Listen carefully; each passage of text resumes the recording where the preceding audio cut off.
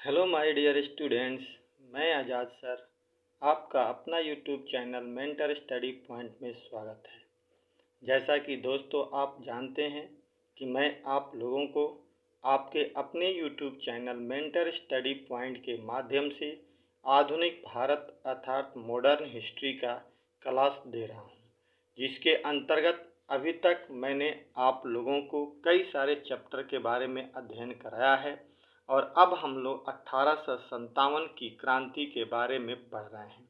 इस 1857 की क्रांति के अंतर्गत अभी तक हम लोगों ने दो टॉपिक पढ़ा है, जिसे एक हम 1857 की क्रांति का स्वरूप कह सकते हैं कि उसका स्वरूप कैसा था, और दूसरा 1857 की क्रांति के कारण क्या थे, जिसमें कि हमने राजनीतिक कारण यानी प्रशासनिक कारण, सामाजिक और धार्मिक कारण, आर्थिक कारण, सैनिक कारण और तत्कालिक कारण के बारे में अध्ययन किया और जानने की कोशिश की कि जो अंग्रेज यह बता रहे थे कि यह जो विद्रोह था वह एक केवल सिपाही विद्रोह था, तो ये वास्तव में सत्य नहीं था। यह एक राष्ट्रीय विद्रोह था, क्योंकि सिपाही विद्रोह होता तो इसमें केवल सिपाही ही भाग लेते, जबकि इसमें अन्य लोगों ने भी भाग लिया था।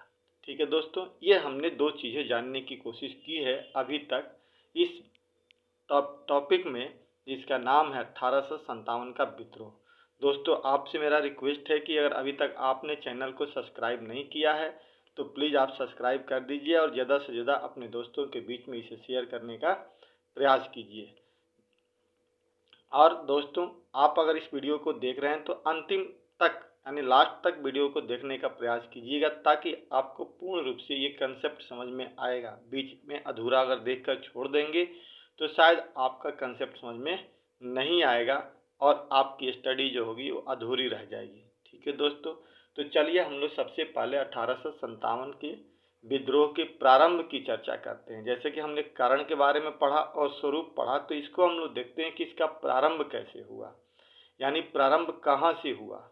ठीक है ना, प्रारंभ और प्रसार के बारे में हमें चर्चा करना है और इसके पतन कैसे हो गया इसकी भी चर्चा हमें करना है। ठीक है दोस्तों, तो कहा जाता है कि 1857 की क्रांति की शुरुआत जो है, प्रारंभ मतलब शुरुआत जो है, वो दमदम से हुई थी और मंगल पांडे द्वारा किया गया था। ऐसा माना जाता है कि मंगल पांडे नाम का एक सिपाही था जो बैरकपुर में 34वीं रेजिमेंट का सिपाही था। 34वीं रेजिमेंट बैरकपुर का सिपाही था और उसे यह जानकारी मिली थी, कहानी समझिएगा, कि उसे यह जानकारी मिली थी कि भारत में जो है वो पुरानी जो बैरल राइफल जो है उसके जगह पे न्यू एनफील्ड राइफल जो लाई जा रही है उसमें एक लेप लगाई जाएगी उसके ऊपर, और उस लेप पर क्या होगा, वो लेप जो होता है वो चर्बी से बना होता है, अर्थात गाय और सुअर के चर्बी से बना करके उस लेप यानी ग्रीस का एक तरह से जो हम लोग गाड़ी में लगाते हैं उससे ऊपर लगाया जाएगा और लेप रहेगा। और जब हम इस्तेमाल करेंगे तो उसे दांतों से क्या करेंगे, खींचेंगे, तो हमारे दांतों से वो चर्बी लगेगी तो वो हमारा धर्म नष्ट होगा। ऐसा कुछ उसे जानने की सूचना मिली और हमने आपको पहले बताया है कि ये जो चर्बी वाला कारतूस जो था इसके बनाने की प्रक्रिया 3 जगह पे थी। एक तो हमें अम्बाला में, कलकत्ता दमदम में और पाकिस्तान सियालकोट में। और चूंकि वो बैरकपुर दमदम के पास में ही था तो वहीं पर वो व्यक्ति रहता था, तो तुरंत वहाँ से कहाँ चला गया, दमदम गया। वहाँ जाने के बाद उसे गुप्त रूप से सूचना मिली कि वास्तव में ये काम ऐसा हो रहा है। हालांकि इसकी कहानी बिल्कुल एक अलग भी है, अगर आपको उचित लगे तो मैं बता दूं कि एक कहानी ये तो कुछ ऐसा मिलता है कि वहाँ पे पांडे जी गए और आने के बाद उन्हें पता चला, लेकिन उससे पहले एनसीईआरटी जब हम पढ़ते हैं हम 12वीं क्लास की, तो उसमें कुछ अलग ही कंसेप्ट देता है। और उस कंसेप्ट को जब मैं आपको एनसीईआरटी पढ़ाऊंगा तब मैं बताऊंगा कि एनसीईआरटी में वो कंसेप्ट क्या कहता है।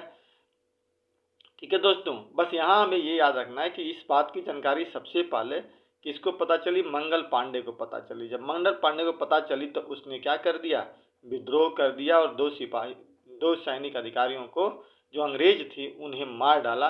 और यहीं से कहा जाता है कि 1857 की विद्रोह की शुरुआत होती है। लेकिन अगर बृहद तौर पर देखी जाए तो इसकी शुरुआत 10 मई 1800 ईस्वी को मेरठ से शुरुआत होती है, जब मेरठ के सिपाही क्या करते हैं, इसके खिलाफ विद्रोह करते हैं और विद्रोह करके वहां से चल देते हैं दिल्ली की तरफ, और दिल्ली आ करके राजघाट को पार करते हुए दिल्ली प्रवेश करते हैं और लाल किला को चारों तरफ से घेर लेते हैं। और बहादुर शाह जफर जो वहां पर बैठता है, यानी भारत का जो मुगल सम्राट होता है, उससे रिक्वेस्ट करते हैं और कहते हैं कि आप नेतृत्व का नेता संभालिए, नेतृत्व का नेता बनिए, और आपके अंडर में हम लोग विद्रोह करना चाहते हैं या विद्रोह किए हैं। बहुत सोचने समझने के बाद बहादुर शाह जफर तो बूढ़ा हो जाता है, पहले वो निर्णय नहीं ले पाता है, लेकिन बहुत कहने के बाद वो निर्णय लेता है और इसका नेतृत्व करने के लिए तैयार होता है। और तब जाकर के सिपाही जो होते हैं वो दिल्ली पर अधिकार कर लेते हैं, और यहीं से यह स्थिति की शुरुआत होती है जिसे अब 1857 के विद्रोह के प्रारंभ यानी शुरुआत मानते हैं। ठीक है दोस्तों, और तब जाकर के यह धीरे धीरे भारत के अन्य क्षेत्रों में भी पहुंचता है, जो संभवतः साउथ में नहीं जाता है, उत्तर भारत में ही सिमट करके रह जाता है। ठीक है दोस्तों, ये कहानी हमने थोड़ी सी आपको प्रारंभ के बारे में बताने की कोशिश की, जो सुनेंगे तो आपको निश्चित तौर पे याद हो जाएगा और समझ में भी आएगा। आगे बात कर रहे हैं हम लोग कि 23 जनवरी 1857 ईस्वी को दमदम के सैनिकों ने कारतूस के प्रयोग को अस्वीकार कर दिया। क्यों? जो कारतूस जो दी जा रही थी उसको अस्वीकार कर दिया, क्योंकि उन्हें पता चल गया था कि कोई ना कोई घटना हो रही है। 29 मार्च सबसे पहले दमदम में ये बात फैली। फिर 29 मार्च 1857 ईस्वी को 34वीं रेजिमेंट बैरकपुर के एक सिपाही था जिसका नाम था मंगल पांडे ने अपने साथियों को विद्रोह के लिए आह्वान किया और लेफ्टिनेंट बाग की हत्या कर दी। याद रखिएगा, किसकी हत्या कर दी जी? लेफ्टिनेंट बाग की हत्या कर दी और मेजर सर्जेंट ह्यूस्टन को गोली मारकर हत्या कर दी। यानी दो व्यक्ति को उसने मार दिया, एक को चाकू घोंप दिया, दूसरे को गोली मार करके खत्म कर दी, लेफ्टिनेंट बाग को और मेजर सर्जेंट ह्यूस्टन को। और फिर यहीं से क्या होता है, विद्रोह की प्रक्रिया को पूरे भारत में फैलने की एक रास्ता निकल जाता है। इसके बाद 8 अप्रैल को मंगल पांडे को फांसी दे दी जाती है। उसके फांसी देते ही देश में एक चिंगारी सी फैल जाती है। 10 मई 1857 ईस्वी को मेरठ में तैनात पूरी भारतीय सेना ने, जितनी भी मेरठ में जो सेनात थे भारतीय सेना, सभी ने विद्रोह कर दिया और अपने अधिकारियों पर गोली चला दी। जो वहां के अधिकारी थे, अंग्रेज अधिकारी थे, उन पर गोली चला दी। हालांकि वो भी बहुत थे, 2200 के आसपास में वहां पर थे, लेकिन किसी ने इसकी प्रतिक्रिया नहीं की, क्योंकि उन्हें लगा कि अब इस वक्त अगर बोलेंगे तो सिपाही बहुत ही क्या है, आक्रोश में है, स्थिति बहुत ज़्यादा भयावह हो जाएगी। उन्होंने कुछ भी नहीं बोला। और फिर सिपाही जो थे, मेरठ के जितने भी विद्रोही सैनिक थे, 11 मई को दिल्ली पहुंच गए। 10 मई को वहां से चले, 11 मई को पहुंचे और 12 मई को 1857 ईस्वी को दिल्ली पर अधिकार कर लिया, जब उन्होंने मुगल सम्राट बहादुर शाह द्वितीय यानी जफर को अपना नेता घोषित करके दिल्ली पर अधिकार कर लिया। जो दिल्ली 1803 के बाद से ही किसके कब्जे में थी? अंग्रेजों के कब्जे में थी। वो अब दिल्ली किसके, कुछ क्षण के लिए, कुछ समय के लिए दिल्ली अब मुगल के कब्जे में आ चुकी थी। तो इस प्रकार मंगल पांडे की मृत्यु हो जाती है। कहाँ से? मेरठ से सिपाही दिल्ली आ जाते हैं, दिल्ली आकर के विद्रोह करते हैं और अपने नेता चुनते हैं। किनको? बहादुर शाह जफर को, और फिर दिल्ली पर अधिकार कर लेते हैं। ये इसकी प्रारंभिक शुरुआत को मानी जाती है। याद रखिएगा, दिल्ली पर 12 मई 1857 ईस्वी को किसने अधिकार किया था? सिपाहियों ने। और इसका नेता कौन था? बहादुर शाह जफर था। विद्रोही सैनिकों ने बहादुर शाह जफर को भारत का सम्राट घोषित किया और विद्रोह का नेता भी घोषित कर दिया। 20 सितंबर 1857 ईस्वी को दिल्ली पर अंग्रेजों का अधिकार हो गया, लेकिन संघर्ष में जॉन निकोलसन मारा गया। फिर अंग्रेज अपना तो अधिकार कर लिए, लेकिन एक बहुत बड़ा अधिकारी जो था जिसका नाम था जॉन निकोलसन, यह मारा गया, अंग्रेज अधिकारी। लेकिन अंतोगत्वा जो दिल्ली थी वह पुनः अंग्रेजों के पास चली गई। शुरुआत हो गई। इसके बाद दोस्तों ये तो शुरुआत हो गया, प्रारंभ हो गया दिल्ली से। अब इसका प्रसार कैसे होता है, तो अब हम लोग दूसरा हेडिंग पढ़ेंगे, प्रसार एवं पतन। यानी इसका प्रसार कहाँ कहाँ हुआ था। प्रारंभ तो हुआ कब? तो 10 मई से शुरू हुआ, मेरठ से मान के चलते हैं हम लोग। उसके पहले बैरकपुर ने कर दिया। लेकिन अब ये प्रसार कहाँ का हुआ, दिल्ली के किधर किधर इलाके में गया, क्या ये पूरे हिंदुस्तान में फैला या फिर उत्तर भारत में ही सिमट करके रह गया, इसके बारे में हमें जानकारी प्राप्त करनी है। कह रहा है कि मेरठ से प्रारंभ हुआ 1857 ईस्वी का विद्रोह जो मेरठ से शुरू हुआ था, कि ज्वाला देश के अन्य भागों में भी तेजी से फैलने लगी। ठीक है, बहुत तेजी से अन्य देशों में फैला। उत्तर प्रदेश में विद्रोह की भावना बहुत तेजी से भयंकर रूप धारण कर लिया।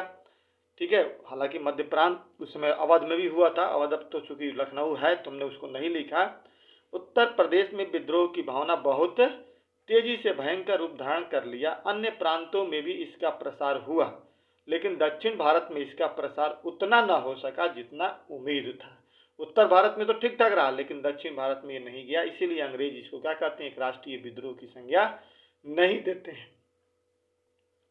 मद्रास तो बिल्कुल ही अछूता रहा, मद्रास तक तो पहुंचा ही नहीं। ज्यादातर जगहों पर सेना के साथ साथ आम जनता ने भी इसमें भाग लिया, और इसी को देख करके भारतीय इतिहासकार क्या कहते हैं, इसे एक राष्ट्रीय आंदोलन की संज्ञा देते हैं। और चूंकि पूरे भारत में नहीं फैला था, तो इसे राष्ट्रीय आंदोलन की संज्ञा अंग्रेज नहीं देते हैं। ठीक है दोस्तों, मुजफ्फरनगर और सहारनपुर में आम जनता ने भाग नहीं लिया था, बाकी सभी जगह उन्होंने भाग लिया था। तो इस प्रकार से ये जो हमारा थोड़ा सा था, मेरठ से जो स्टार्ट हुआ इसका प्रसार, और देश के अन्य भागों में, उत्तर प्रदेश में भी फैला।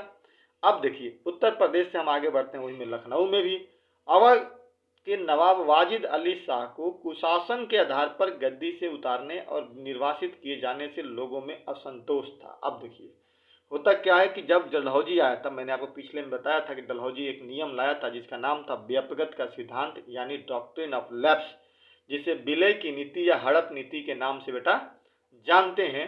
वो कौन लाया था, डलहौजी ने लाया था। चूंकि डलहौजी एक साम्राज्यवादी दृष्टिकोण रखने वाला गवर्नर जनरल था भारत का।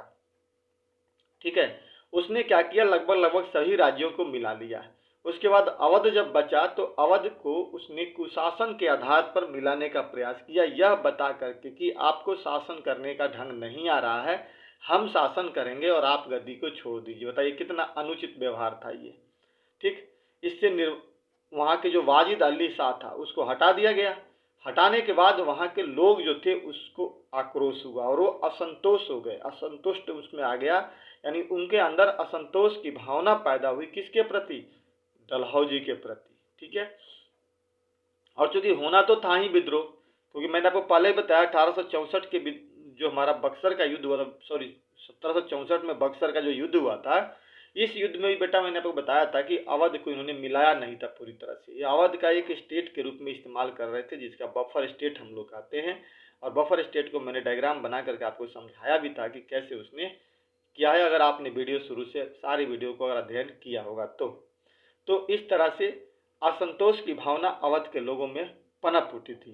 फैजाबाद के मौलवी अहमद उल्ला शाह प्रमुख थे, जिन्होंने लोगों को जिहाद के लिए उत्तेजित किया, यानी कि जिहाद का नारा दिया, यानी उन्हें आक्रोश किया, उन्हें धर्म के नाम पर लड़ने के लिए प्रेरित किया। कौन सा था जी, जिसका नाम था मौलवी अहमद उल्ला शाह। ठीक है, आगे कह रहा है कि 30 मई 1857 ईस्वी को यहाँ के सिपाहियों ने विद्रोह कर दिया। कहाँ से, लखनऊ के सिपाहियों ने विद्रोह कर दिया। 4 जून को बेगम हजरत महल ने विद्रोह की कमान संभाल ली। यहाँ का नेता कौन बन गई, हजरत बेगम। ये सब बेटा पूछा जाता है, देखिए 3 सवाल यहाँ से पूछा जाता है विद्रोह के प्रसार में। एक तो केंद्र बिंदु जो था, दूसरा वहाँ का नेता कौन था, और तीसरा वहाँ को दबाने वाला अंग्रेज अधिकारी कौन था। हालांकि इसको मैं बिल्कुल वीडियो के लास्ट में आपको लिखित रूप से मैं सब एक जगह इकट्ठा कर दिया हूँ, कि आपको ज़्यादा ढूंढने की इधर उधर जरूरत नहीं पड़ेगी। अगर अंत तक वीडियो देखते हैं तो आपको वो प्रमाण भी मिल जाएगा। तो कह रहा है कि 4 जून को बेगम हजरत महल ने विद्रोह की कमान संभाली और अपने अल्पवयस्क पुत्र बिरजिस कादिर को नवाब घोषित कर दिया। ठीक है, उसको हटा दिया गया था जिसको, उसके जगह पे बिरजिस कादिर को नवाब घोषित कर दिया। मार्च 1858 ईस्वी में कैंपवेल ने यहाँ के विद्रोह को समाप्त कर दिया और लखनऊ पर पुनः कब्जा कर लिया, और हजरत बेगम वहाँ से भाग गई, और भाग करके वो नेपाल चली गई, बाद में वो मर जाती है। ठीक है दोस्तों, तो ये क्लियर हो गया लखनऊ का, यानी लखनऊ पर भी अंग्रेजों ने अधिकार कर लिया, लेकिन वहाँ का नेता बेगम हजरत महल ने बड़ी ही सावधानी पूर्वक लड़ने का प्रयास किया, लेकिन असफल रही। यहाँ से विद्रोह फैलता है कानपुर की तरफ। कानपुर में विद्रोह का नेतृत्व अंतिम पेशवा बाजीराव द्वितीय के दत्तक पुत्र नाना साहब ने किया था। इनका वास्तविक नाम दोदू पंत भी था। नाना साहब का वास्तविक नाम क्या था, दोदू पंत था। 20 जुलाई को जनरल नील भी कानपुर पहुंच गया और कानपुर पर कब्जा कर लिया। ठीक है, कानपुर क्या कर लिया जी, कब्जा कर लिया गया उसके द्वारा। 16 दिसंबर 1857 ईस्वी को कैंपबेल ने कानपुर पर पूर्ण रूप से अधिकार कर लिया और उसको वहां से नाना साहब को भी हटा दिया। नाना साहब की ओर से लड़ने की मुख्य जिम्मेदारी किसको थी? तात्या टोपे थे, जिनके बारे में पूरा इतिहास जानता है, जिसको अंतिम समय तक अंग्रेज पकड़ने में सफल नहीं हुए। तात्या टोपे की थी। इनका असली नाम रामचंद्र पांडुरंग था। इनका वास्तविक नाम क्या था? रामचंद्र पांडुरंग। दोस्त याद रखिएगा, क्योंकि यहां से क्वेश्चन पूछे गए हैं कई बार। अब कह रहा कि तात्या टोपे को सिंधिया के सामंत मान सिंह ने अप्रैल 1859 ईस्वी में धोखे से अंग्रेजों को सौंप दिया और इन्हें ग्वालियर में फांसी दे दी गई। किनको? तात्या टोपे को। वो इतिहास के व्यक्ति थे जिन्हें आज भी इतिहास गर्व के साथ याद करता है। तात्या टोपे को अंतिम समय तक अंग्रेज इसे पकड़ने में सफल नहीं हो पाए, लेकिन धोखे से इन्हें पकड़कर अंग्रेजों को दिया गया और उसके बाद इन्हें फांसी दे दी गई, इस वीर पुत्र भारत के। अब आता है झांसी की रानी। तो इस तरह से कानपुर, लखनऊ, इन सब जगहों पर, मेरठ, दिल्ली, सब पे अधिकार किसका बनता गया? अंग्रेजों का। झांसी आता है। झांसी में गंगाधर राव की विधवा पत्नी जो थी लक्ष्मीबाई अपने दत्तक पुत्र दामोदर राव को झांसी की गद्दी न दिए जाने से अंग्रेजों से नाराज थी और इसलिए उन्होंने विद्रोह कर दिया था। क्योंकि जो लक्ष्मीबाई थी, इनका अपना कोई पुत्र नहीं था, ठीक है। और पहले हमारे यहाँ परंपरा थी दत्तक पुत्र लेने की। दत्तक पुत्र के माध्यम से हम अपने उत्तराधिकार हम उसको बना देते थे, लेकिन डलहौजी ने इस परंपरा को समाप्त करने का निर्णय लिया, जिससे लक्ष्मीबाई का अपना पुत्र न होने के जो उनका दामोदर राव जो उनके दत्तक पुत्र थे, उनको गद्दी से हटाने में अंग्रेज क्या होने लगे? तत्पर होने लगे। चूंकि दत्तक पुत्र के नियम को हटा दिया उन्होंने, तो ये नियम खत्म हो गया। इसके बाद झांसी की रानी जो थी बार बार रिक्वेस्ट अंग्रेजों से करने लगी कि आप इस बात को स्वीकार कर लीजिए, मेरे बेटे दामोदर राव को गद्दी दे दीजिए, मैं आप ही की तरफ से लड़ूंगी, आपका साथ दूंगी। लेकिन अंग्रेज इसको बात मानने को तैयार नहीं हुए। तब जाकर के बेटा अंतिम रूप से झांसी की रानी लक्ष्मीबाई ने देखा कि अब कोई चारा ही नहीं है मुझे, कि मेरा राज्य मुझे मिल पाएगा, क्योंकि अंग्रेज तो अब हड़प ही लेंगे, तो इससे बेहतर है कि लड़कर ही मरा जाए। और तब झांसी की रानी विद्रोह कर दिया और विद्रोह में कूद गई और इतनी वीरता के साथ लड़ी कि कहा जाता है कि खूब लड़ी मर्दानी, वह तो झांसी वाली रानी थी। और झांसी की रानी अंतिम समय तक लड़ती रही और अंत समय में उसे क्या हो गया? मौत के घाट उतारा गया। झांसी में 5 जून 1857 ईस्वी को विद्रोह आरंभ हो गया। रानी का दमन करने के लिए 23 मार्च 1858 को हीरोज ने झांसी को घेर लिया और घेरने के बाद 8 दिन तक युद्ध चलता रहा दोस्तों। 8 दिन के बाद झांसी की रानी पकड़ी गई और उसे मार दिया गया। मरने के बाद यही हीरोज उसमें कथन बोलता है कि इतने जवानों में मरे हुए एकमात्र यह लेडीज है जिसे मर्द कहा जा सकता है। किसको? रानी की, झांसी की रानी को। बड़ी वीरता के साथ लड़ी थी। इतिहास गवाह है कि रानी लक्ष्मीबाई ने अपनी झांसी को बचाने के लिए और भारत को बचाने के लिए कितनी वीरता के साथ अंग्रेजों से लड़ी और बड़ी ही कठोरता के साथ उन्हें जवाब भी दिया। लेकिन अंतिम समय में वो क्या करी? अपनी प्राण को गंवा बैठी। ठीक है दोस्तों, तो इस प्रकार से अंग्रेजों का झांसी पर भी अधिकार हो गया। फिर आता है बिहार। बिहार के नेता बाबू कुंवर सिंह थे, जो 80 वर्ष की अवस्था में अंग्रेजों से लड़ रहे थे। 26 अप्रैल 1858 ईस्वी को उनकी मृत्यु हो गई। उसके बाद उनके भाई अमर सिंह ने नेतृत्व संभाला, लेकिन इनकी भी हत्या कर दी गई और इस प्रकार बिहार पर भी अंग्रेजों ने अधिकार कर लिया। फिर यहाँ छोटे छोटे देश थे, जगह थे जहाँ पे भी विद्रोह फैला था। इलाहाबाद, इसका नेतृत्व लियाकत अली कर रहे थे। जनरल नील ने इस विद्रोह को समाप्त कर दिया। फिर है दोस्तों फैजाबाद, जहाँ का नेतृत्व मौलवी अहमद उल्लाह कर रहे थे। यहाँ पर भी कैंपबेल ने विद्रोह को शांत किया। बरेली में खान बहादुर खान थे, यहाँ पर भी नेतृत्व किसने किया? खान बहादुर खान ने, और विद्रोह को समाप्त किया कैंपबेल ने। फिर गोरखपुर में गजाधर सिंह थे, मथुरा में देवी सिंह और कदम सिंह थे। इस प्रकार दोस्तों भारत के लगभग उत्तर भारत में ये विद्रोह चारों तरफ फैला। उत्तर भारत में लगभग पूरी तरह से उत्तर भारत में फैल गया और फैलने के बाद धीरे धीरे अंग्रेज क्या करने लगे? इसको दबाने में सफल भी हुए। बहुत सारे लोग तो उनको साथ भी नहीं दिए भारतीयों का। कहते हैं ना कि भारतीयों का बहुत लोगों ने साथ दिया, जैसे जमींदारों ने साथ नहीं दिया, पढ़े लिखे लोगों ने साथ नहीं दिया। भारत के बहुत बड़े रजवाड़े जैसे सिंधिया था, उसने भी साथ नहीं दिया। ग्वालियर का सिंधिया जो था नहीं दिया। अगर शायद इन लोगों ने साथ दिया होता तो हम अंग्रेज को उसी वक्त भारत से निकालने में सफल हो पाते। केनिंग हालांकि कहता भी है कि अगर ग्वालियर के सिंधिया ने साथ नहीं दिया होता तो हमारा बोरा बिस्तर बंद कर कब का यहाँ से रवाना हो गया होता। मतलब केनिंग अपने बारे में बताता है कि अगर सिंधिया ने अंग्रेजों का साथ नहीं दिया होता तो हमारा बोरा बिस्तर कब का बंद गया होता। ये कथन केनिंग का है, जो भारत का गवर्नर जनरल उस वक्त था डलहौजी के जाने के बाद। तो वही था, हम तो जितने में सफल हो जाते, शायद हमारे अपनों ने साथ नहीं दिया तो हम युद्ध में हार गए। लेकिन इस युद्ध ने एक तो निर्णय कर दिया कि अगर भविष्य में दोबारा युद्ध होगा तो हम जीतने में सफल हो जाएंगे, क्योंकि तब हमारे पास एकता होगी और हमारे यहाँ राष्ट्रवाद का विकास होगा और हम सफल हो जाएंगे। ठीक है दोस्तों, तो ये था 1857 के विद्रोह का प्रसार, जो कहाँ कहाँ प्रसार हुआ और कैसे इसका पतन हुआ। हमने दो चीज देखा, एक तो आरंभ देखा कि इसका आरंभ कैसे हुआ, दूसरा हमने इसका प्रसार देखा, फैलाव देखा कि कहाँ कहाँ था। तो याद रखिएगा कि दक्षिण भारत में ये नहीं गया था। ठीक है दोस्तों, अब हमने यहाँ पे ना कुछ चीज़ें आपको एकत्रित कर दिया है। ये हमारा ही नोट्स है, जो कम्प्लीटली हमारा नोट्स है मेंटर का। वहाँ से कभी कभी मैं कट पेस्ट कर लेता हूँ, क्योंकि ये सब मुझमें अंडरलाइन वगैरह लगी हुई है, तो मुझे दोबारा फिर से नोट्स लिखना पड़ता है और कुछ नहीं मिल हो रहता है, तो इसको मैं यहाँ से कट कर लेता हूँ। आपको यहाँ पे याद करने वाला दोस्तों चीज़ है क्या है जी, तो हेडिंग करा के 1857 के विद्रोह के केंद्र का नेता कौन था। तो विद्रोह का नेता जो भी थे ना, सारे नेता यहाँ पर, जैसे दिल्ली में नेता कौन था जी, बहादुर शाह द्वितीय, उनकी पत्नी जीनत महल थी, बहादुर शाह की पत्नी थी। जनरल बख्श खां था, हकीम असानुल्लाह था। यहाँ पर ये लोग थे जो दिल्ली का नेतृत्व कर रहे थे। बरेली में खान बहादुर खान था, हालांकि पीछे भी हमने चर्चा किया, लेकिन हमने यहाँ पे एक जगह कर दिया। लखनऊ और शाहजहांपुर में बेगम हजरत महल और ब्रिजिश कादिर थे। फैजाबाद अवध में मौलवी अहमदुल्लाह था। कानपुर में नाना साहब थे, अजीमुल्ला खां थे।